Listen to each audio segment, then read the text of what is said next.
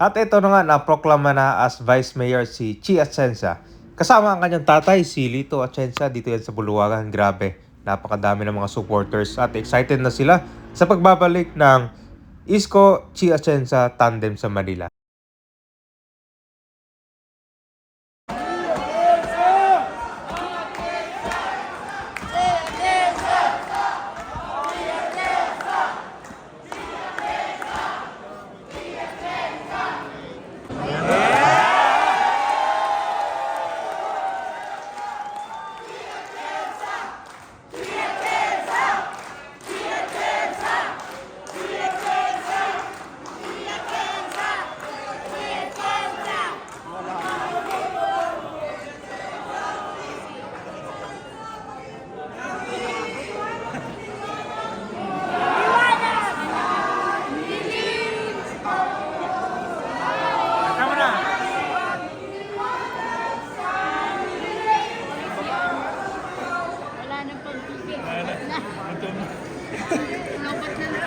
Lobat na.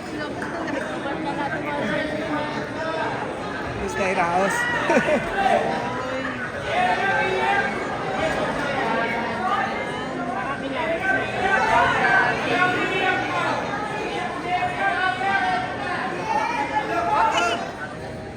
Ay, CG, wag kayo iiyak ka! Walang iyakan! Mababa pa naman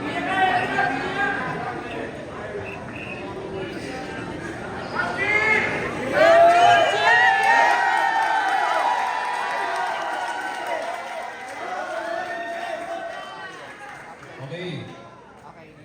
Republic of the Philippines, Commission on Elections, CEF number 24. Certificate of Canvass and Votes and Proclamation of Winning Candidate for Vice Mayor.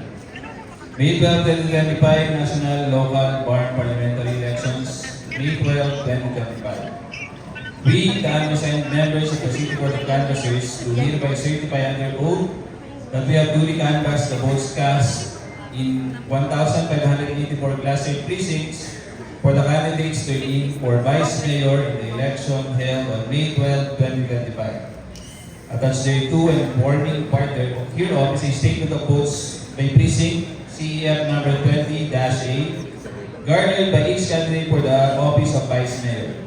That after such canvass, it appears that Atienza Chi garnered 584,145 votes for the office of Vice Mayor, the same being the highest number of votes legally cast for said office. On the basis of the foregoing, we hereby proclaim the above-named winning candidate as the duly elected Vice Mayor of NCR, Province of National Capital, Region, Manila. In witness whereof we have fixed our signature and imprint our top marks in the City of Manila, Province of NCR, Manila, this May 13, 2025 at 9:06 p.m. City Board Canvassers, Jennifer Jimenez, Chairperson, Vice Chairperson, Giovanni Lim, Member Secretary, Elisa Jimenez.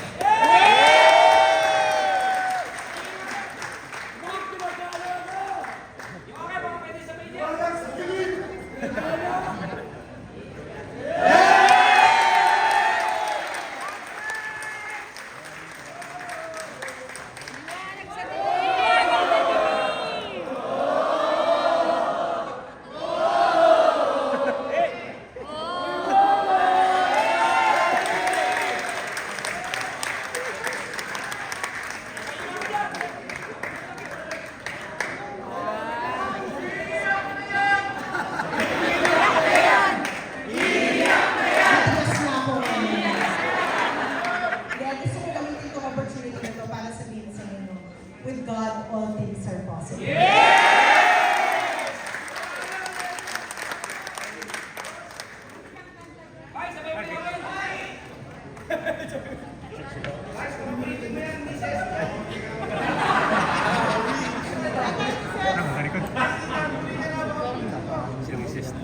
Nasaan si Kim? Wala si Kim! Wala, sige. Asan si Kim? Asan ka na, Kim?